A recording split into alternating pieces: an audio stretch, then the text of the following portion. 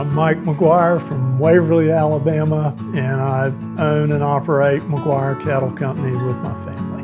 My wife, Angelica, we've been married for 36 years now. Clay is our oldest son, and then Reed, our youngest son, is 28. They were both involved in Angus business growing up, and they're both still have some involvement with our operation. I was Mike's county agent when they moved to Alabama from Georgia. The first year he was able to be on the senior 4-H judging team, Mike was on it. I remember Mike, when he would come in during practice sessions to give reasons, his terminology would be college level when he was 15 years old. I mean, he saw things in cattle and all livestock that even at times, I never admitted to him, but I couldn't see, you know. Mike has the eye to identify productive cattle. He has that ability to select the right sire, to make the right mating, to get that look and that production that he requires in his program.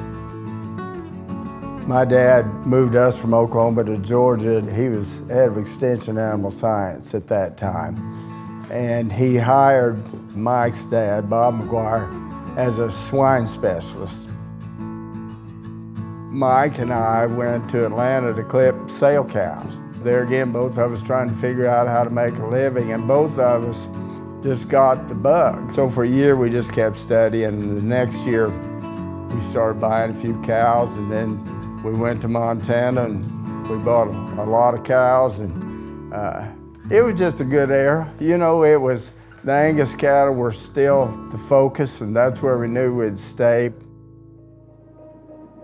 Well, after finishing my BS, and then I got a master's degree also there at Georgia, and then first full-time job, I worked for Ralph Bridges. Worked there 2.5, 3 years, there 85 to 88. I was mainly looking after the registered herd, but he was a big docker backgrounder, so I learned a lot from him. And then came back over here for a short time, and then in '89, I took a job in Meriwether County, Gay, Georgia, and managed a farm for 4 years there. Those were good times to look back on. And then that ended in '93, and then that's when I moved back over here. And I've been the Alabama Angus Association secretary for 28 years now. Our state organization under Mike's leadership has flourished.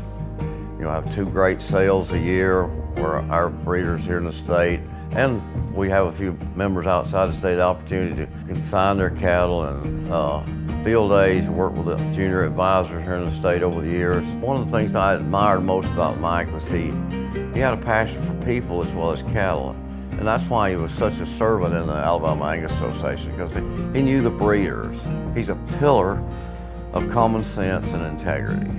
And that kind of sums Mike up, you know. When he came to this secretaryship, I thought, you know, this is kind of a good side hustle for Mike as he pursued his own Angus operation, but it's just turned out to be way more than that. The Alabama Angus breeders are the beneficiaries of that. Mike leads by example. That's who he is. If you want to know how to prepare cattle for a sale, go look at his. If you want to know how to evaluate cattle and their productivity and their look and their kind, go look at his. And he knows the membership both here in the state and nationwide, and he's always been there to help folks.